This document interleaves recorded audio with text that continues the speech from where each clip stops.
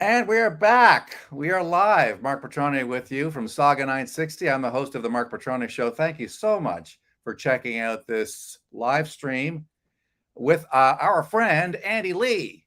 Andy, of Hello. course, is an independent investigative journalist who's been doing some incredible work, online work. She's rattled the cages of the powerful and the not so powerful, the corporate bigwigs out there trying to pull a fast one on taxpayers and government officials. And we got so much to talk about. And so if you're out there, you want to comment, you've got an opportunity to do that right on Twitter. And we'll put your comment up. Keep it clean if you can. Andy, welcome. Hello, Mark. It's good to be back, my colleague. We've got so much to talk about. Like so much has transpired, right? Yeah, we sure do. What's going on Including here? why is it that liberals are going crazy? I mean, I guess when they see crowds like this one showing up at Pierre Poilievre events, this one in Edmonton, you of course are in Calgary. I'm in the free state of Florida right now, waiting for things to get a little normal in Canada before I return home. But let's just listen to this crowd. Wow. Yeah. Wow. Are you kidding me? There's something going on there. This is rock star crowd. I mean, people are trying to discredit I'm this. gonna have to. Where is Pierre? There he is. There he is. You can see way off in the crowd. This camera person is going back and forth here.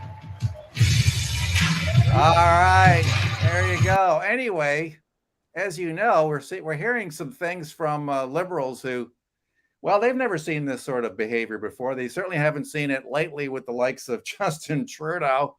Let's have a look at this tweet Oh, here Frankie. by Frank Graves, whom you are aware of. Frank, of course, is with Ecos.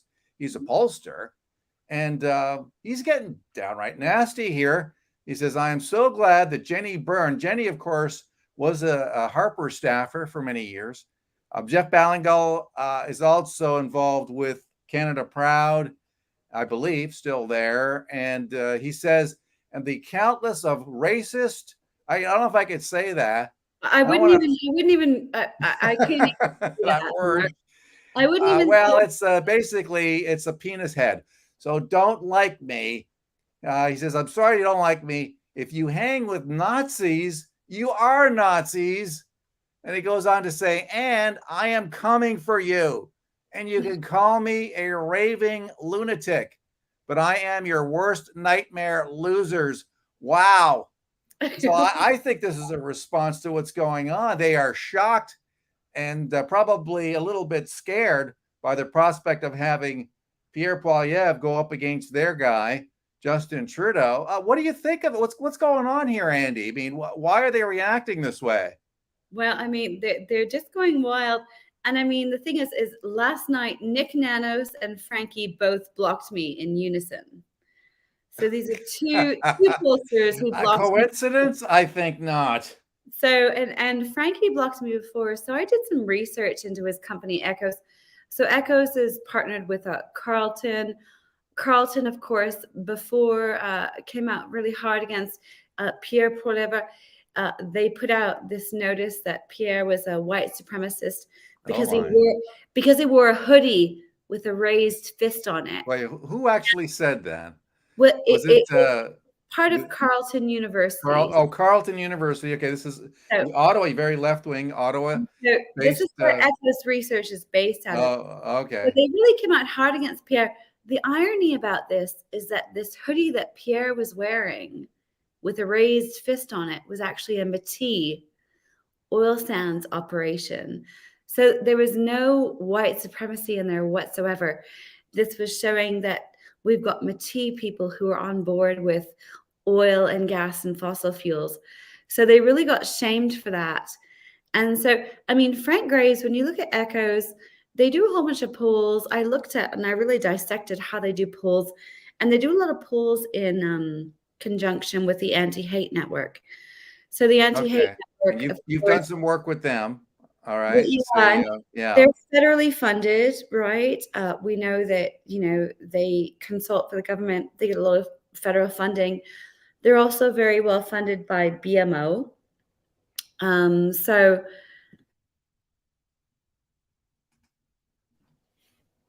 they're really well funded by BMO. BMO manages Justin Trudeau's blind trust.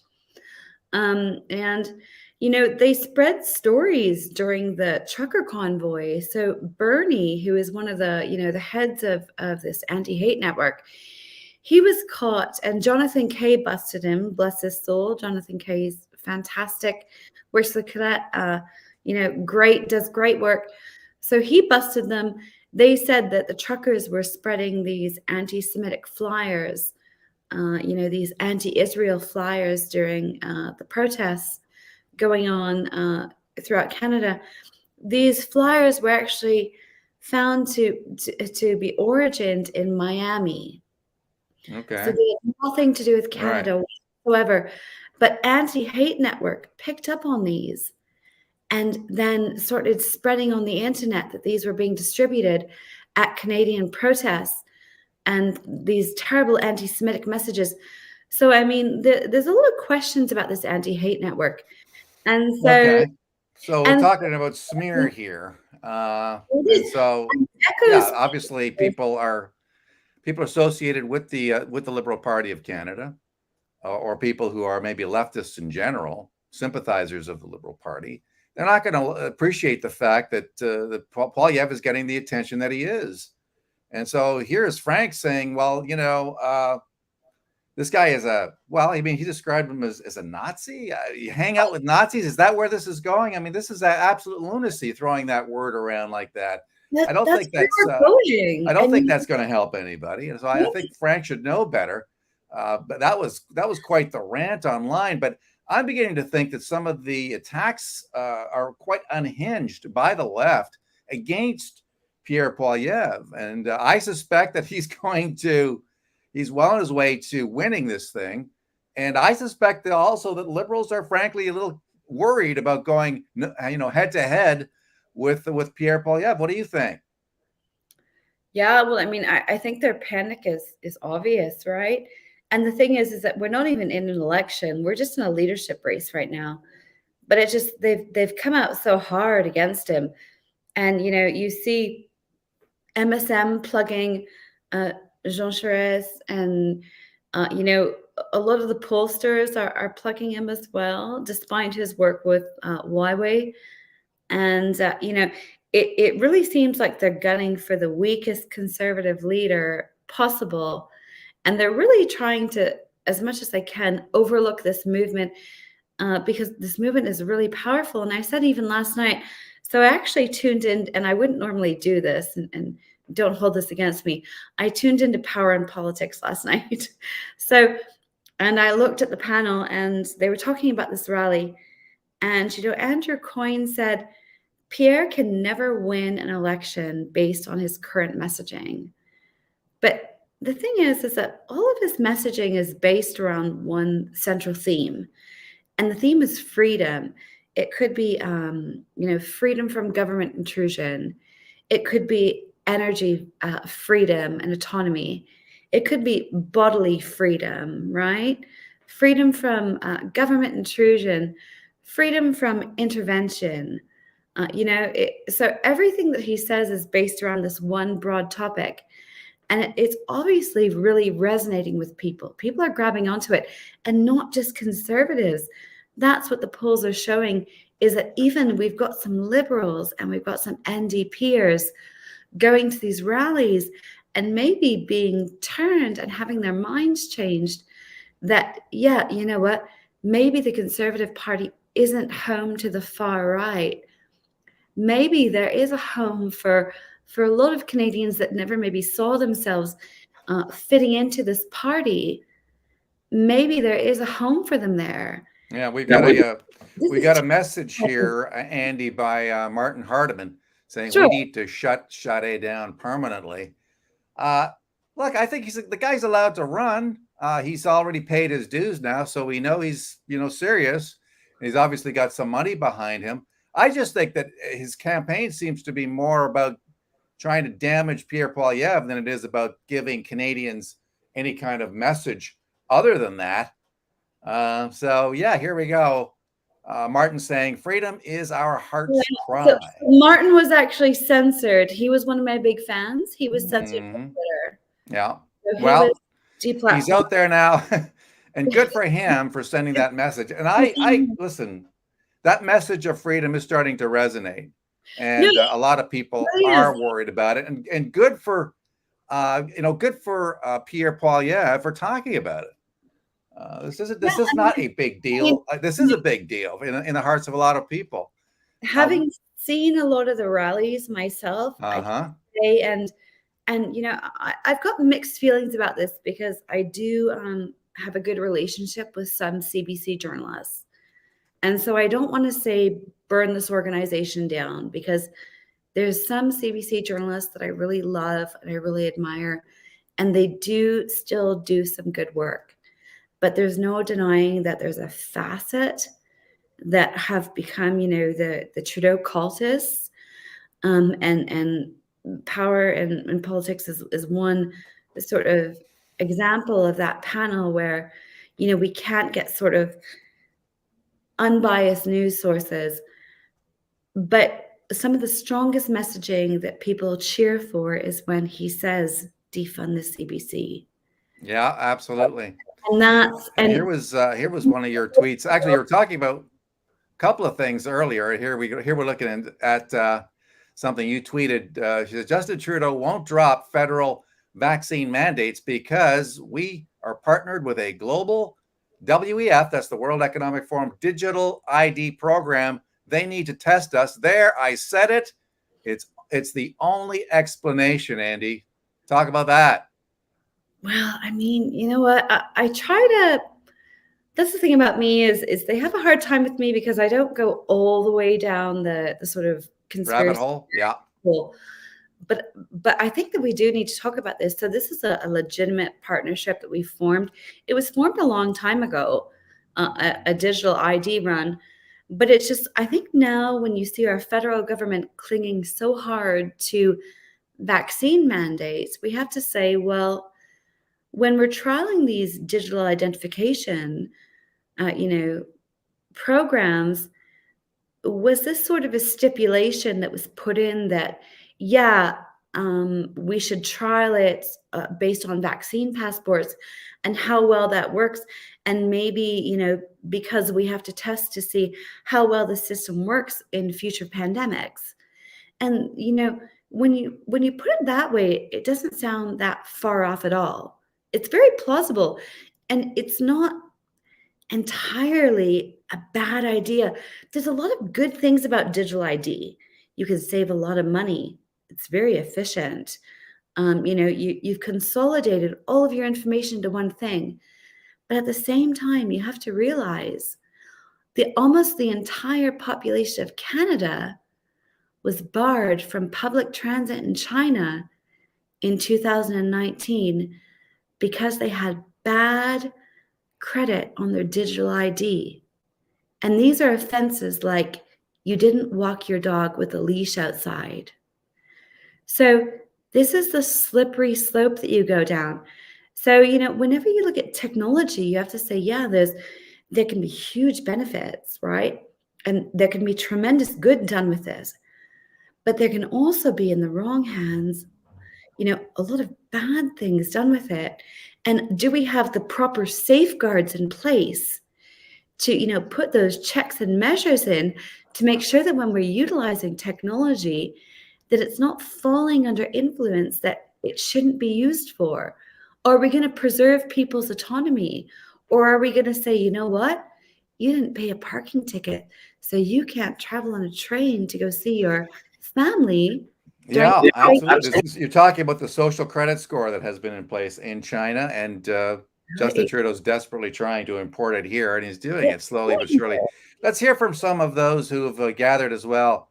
We have Beanaroo on the line as well. Beanaroo, did you have any comment about anything that you've heard today? And Beanaroo is your audio is off at the moment. So I'm going to remove you until you sort that out. And hopefully you will do that soon. I'll come back. Also, we have someone else on the line. possibly has some thoughts about this. Yeah, This bring it is in. Mab. Mab, are you there? Okay, they chose to mute themselves. Well, I guess we can't hear you if you're going to mute yourself. But thanks for coming along anyway, and thank you for listening. What else we got? We got another comment as well, and it is from Martin Harriman again. Wish I could stay on. Okay, he's got to run, but that's okay. Thank you for tuning in anyway, Martin Harriman. Hey. I got to ask you about a number of other things. There is this talk about a car tax, a truck tax. Justin Trudeau, this is a column that ran in the Sun. Justin Trudeau hiked the carbon tax. This was written by Brian Lilly. He's looking at another tax on trucks and SUVs, but meanwhile, he's flying back and forth across the country to tell us about the need to reduce emissions and then flies to Whistler to ski. So obviously the point is that hypocrisy is at play here, but I think there's something else going on too. Because these stories happen all the time. Let me get my thought out here because I want to get your take on it. Because this happens all the time, I think they're doing it on purpose to rub people's face in it. I think they're saying, yeah, we know that we're doing stuff that we're saying you can't do, and we don't care. It's almost like they're telling themselves and reminding themselves that they are better than the rest of the serfs out there. I think it's something that they do specifically designed to elevate themselves above other Canadians and say, yeah, we know, because it's so in your face.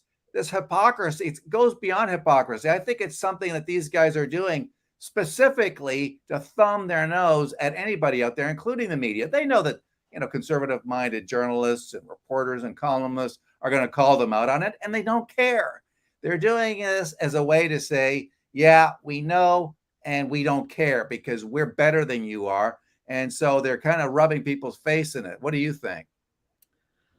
Yeah, well, it's interesting. Like, this is something sort of new. And of course, a lot of these documents were released by Blacklocks and Holly Doan and Minding Ottawa. And I love to plug this news organization because they do great work. I'll plug them all day long. I want people to subscribe to them. I had a look at this. So this is, I just had a look at some of the lobbying. So it's called these documents were released it's called the Green Budget Coalition. Now, if you actually look up lobbying records, you'll sort of see all the usual suspects. Okay. You'll see the World Wildlife Fund. We know that Gerald Butts was really involved in the World Wildlife Fund. You'll see the David Suzuki Foundation, right? So you'll see a lot of these, and I've just started pulling this up. So this organization has lobbied the government fairly hard, and it's just sort of like, when you get these consultations, you always have to look into the background and see, well, what's going on here, and two, are these people who are actually lobbying, are they getting kickbacks, right? And so that's my big question right now, is looking at this Green Budget Coalition, is where are those kickbacks coming?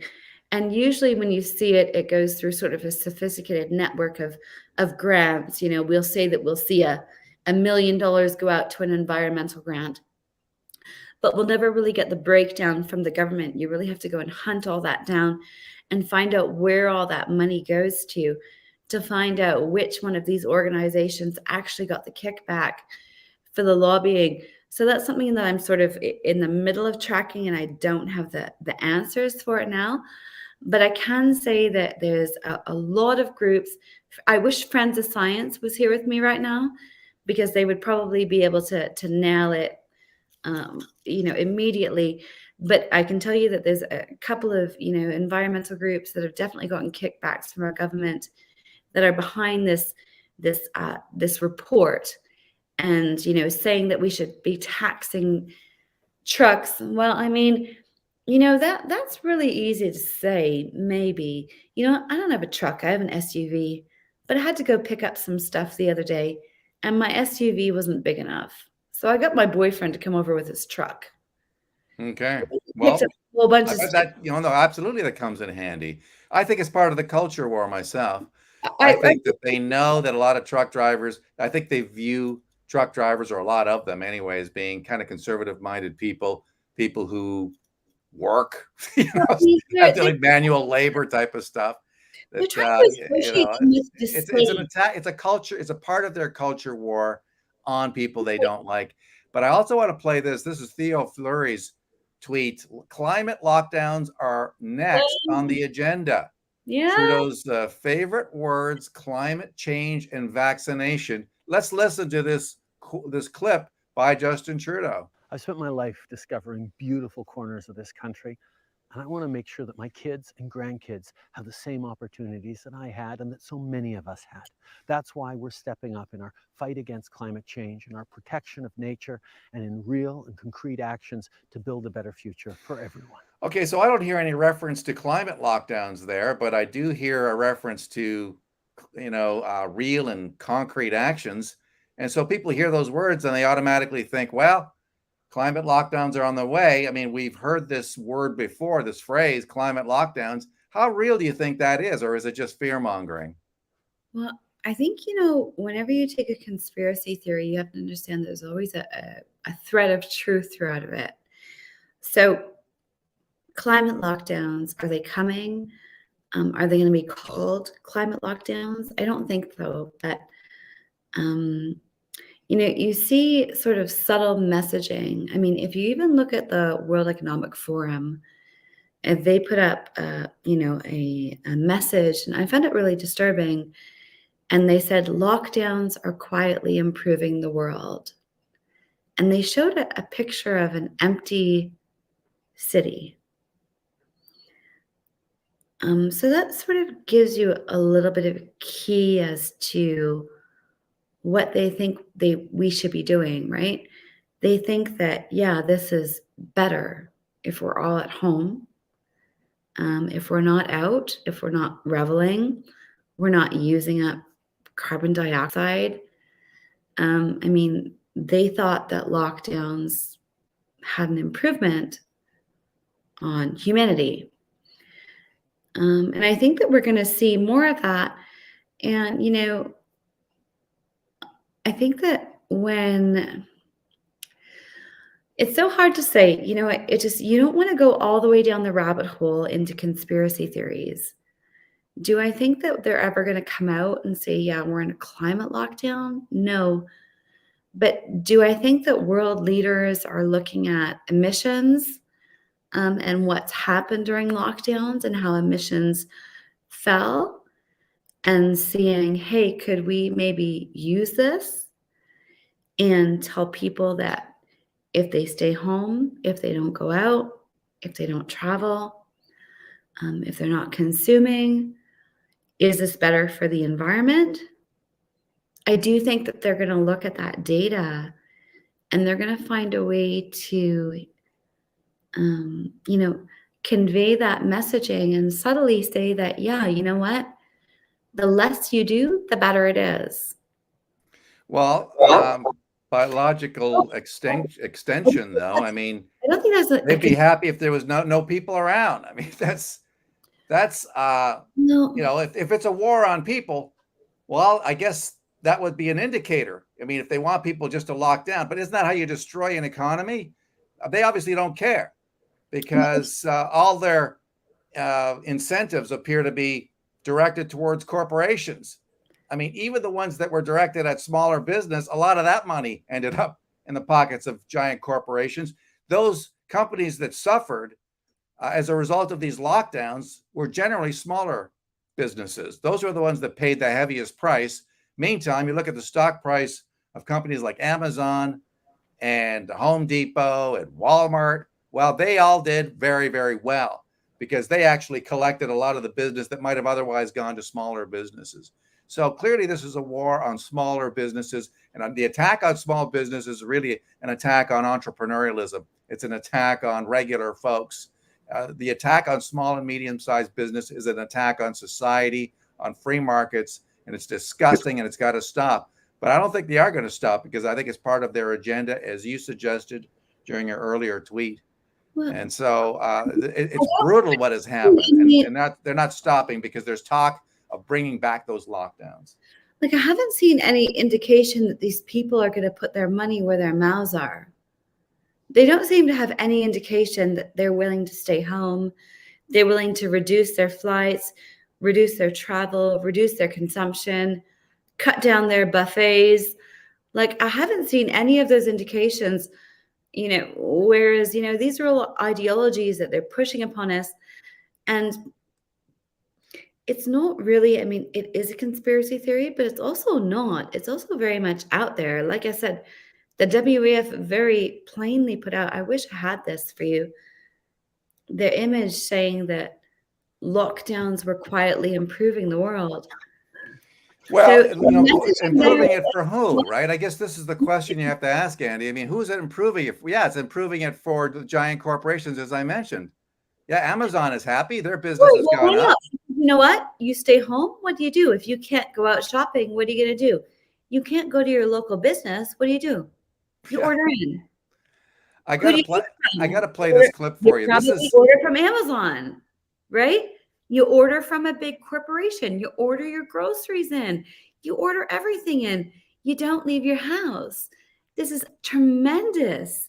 When you're talking about it sucks, because lockdowns hurt people.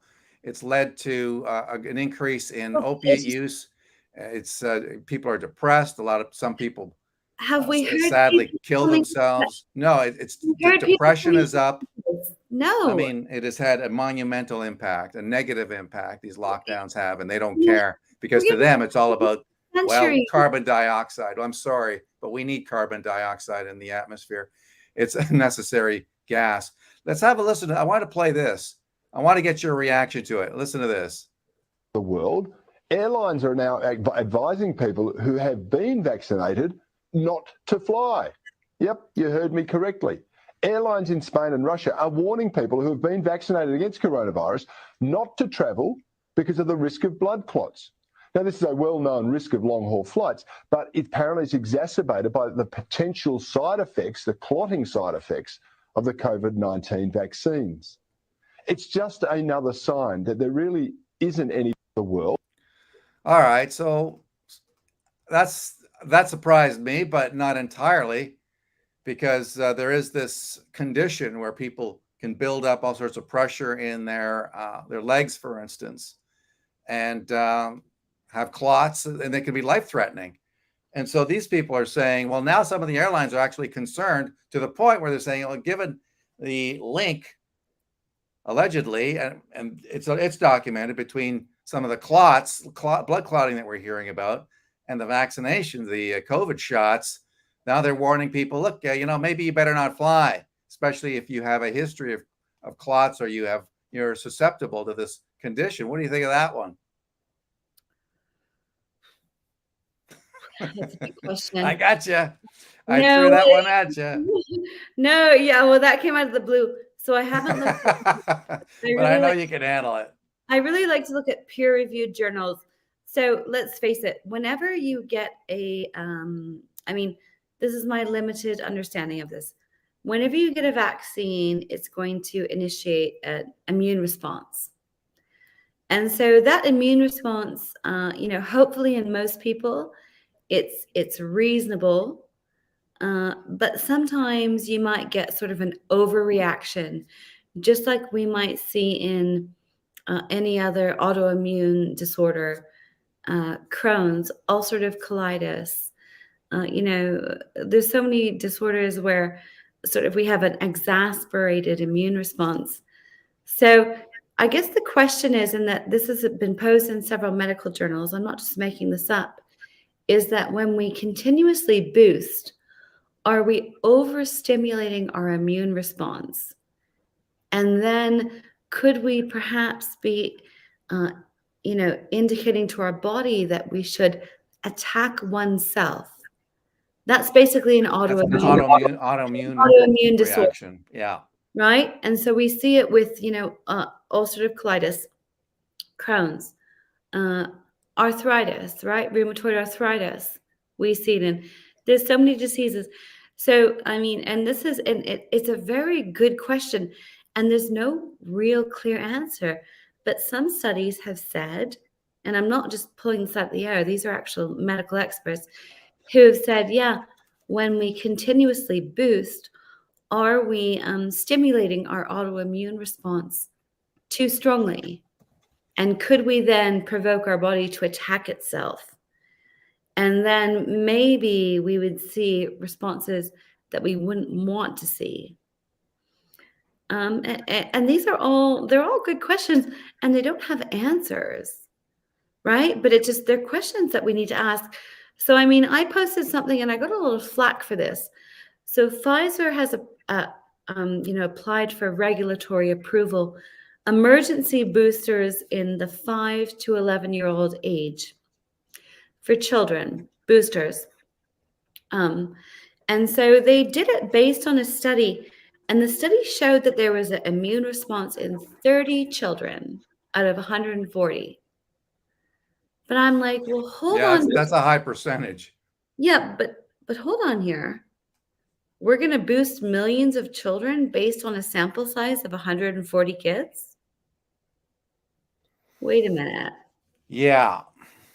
That's a lot of children to be. Yeah, who don't need it, because come on, we know that children they're not exactly immune, but children are not getting this thing. Why are we forcing them to wear masks? No, we don't need it. It's ridiculous. Because is there an emergency in 5 to 11-year-olds right now? No, there isn't. There really isn't. Was there an emergency? Although I suspect there are people rooting for one just so they can justify giving them shots. 2 years ago in 80-year-olds? Yeah, you know what? There might have been an emergency for 80-year-olds in long-term care housing who couldn't get out of their long-term care homes and who needed vaccines. There might have been an emergency then. These people needed vaccines, and those vaccines, I do believe, saved their lives. But is there an emergency right now for 5 to 11-year-olds that we should just be taking a tiny sample of 140 kids and being like, well, 30 kids had an immune response. We didn't study if the vaccine was actually efficacious, if it prevented transmission. We didn't study how long it lasted.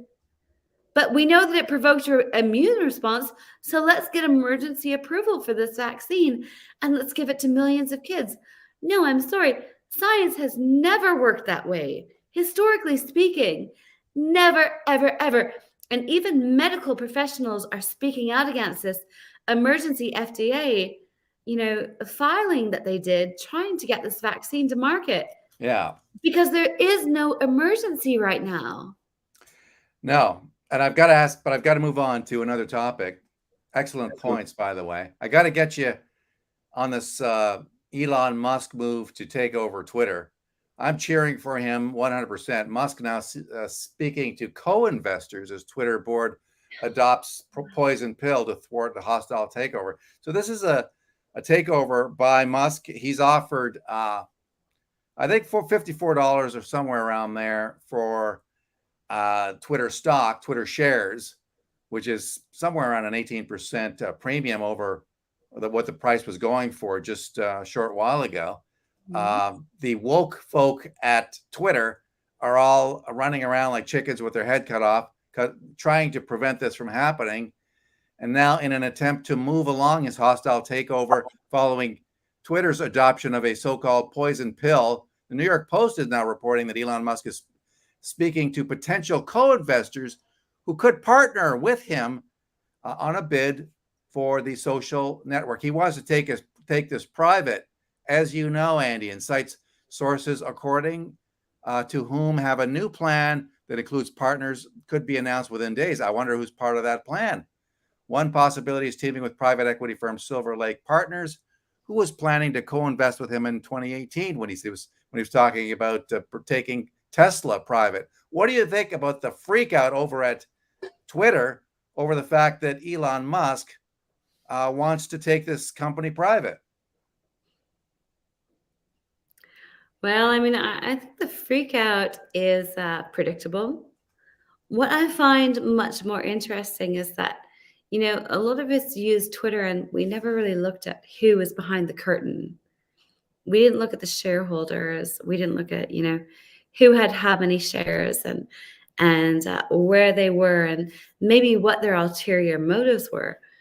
So this sort of laid all those cards on the table. So all I'm going to say on this is that I think Elon Musk has looked at the cards laid out on the table. It's very obvious that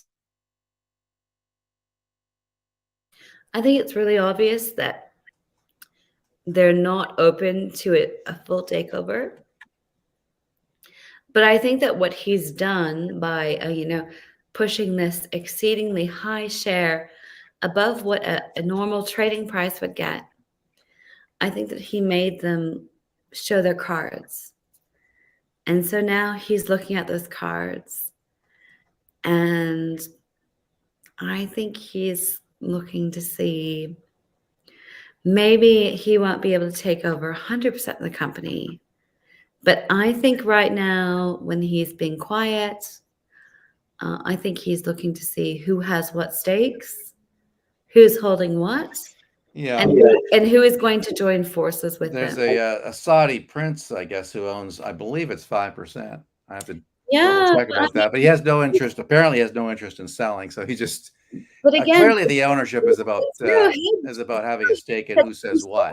They want to control the narrative on Twitter. That's what that's about. They don't like the fact that Elon Musk is wanting to take it private. The other thing about that prince is that prince was, he was retained for bribery, fraud. Oh my. He was arrested actually for corruption. So not surprised.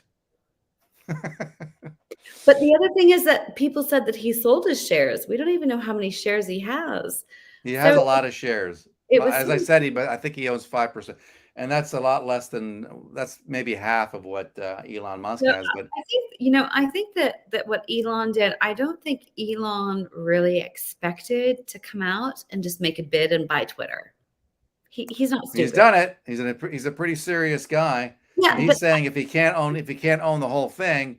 But at one point he said if he can't buy the whole thing, then he's not going to, he's not going to own any of it. Like his interest is in controlling Twitter, not in just being a stakeholder or even sitting on the board. We saw that idea being thrown around. Maybe, but he must have been. I think he must have been more foresighted to know that he wasn't just going to put a deal on the table and buy Twitter. He knew that there was going to be backlash. Yeah, sure, for sure. He's not stupid. I really think that his move here, and you can disagree, that's okay, that's fine. But this is my opinion, is that he put forward a very aggressive offer just to get them to lay down their hand and see where Twitter stood. Well, now we know. Now Twitter. Now it's not about Twitter's money. It's not about shareholder value. It's not about holding on control. It's very and dictating the narrative.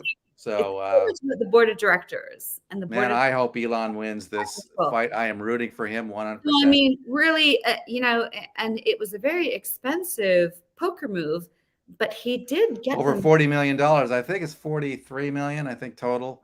But it could get more expensive. Yeah. That's why he needs maybe an equity partner in there. Boy, so they can up that bid. They can get it up to $60, $65. It's going to be awfully tempting for a stock that was was trading at $25-$30 not that long ago. I wouldn't, and I'm not a lot about trading and sharing. I'm not an economist, and I don't deal in this sort of stuff. But I wouldn't be surprised if Elon comes back with 2 or 3 partners and is putting up close to $80 a share. Wow. I wouldn't be surprised at all. I don't. Wow. I think he's very much dedicated to purchasing this platform. I think that he put in an extraordinary. I say go, Elon, go. And if he doesn't get Twitter, then they should all start a new and then just blow Twitter out of the water. But I think he wants that one, and good for him. Well, he does. He does. Yeah, yeah. He wants it. Sure it is. And you know, there's good reason, because there's been a lot of spin-offs, and it's not that the spin-offs are bad. It's just sort of like, you know, usually the original is better than the sequel, right? Yes, absolutely. That is very, very true. That's usually the case. Thank you. I got to wrap things up. It's been a lot of fun, though, as always. And it's All always right. good. It's always good.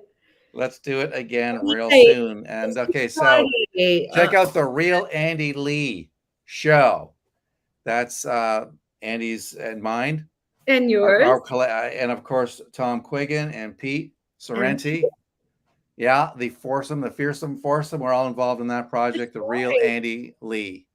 And the Real Andy Lee show, you can check out that YouTube channel. And this, of course, all these videos are going to be living on that site. So if you miss one, it'll be on Twitter for a while, but you'll also get a chance to check out some of the older videos that have been around for a little while, but not that long. Many of them have just only recently been posted. So have a great rest of the weekend and week.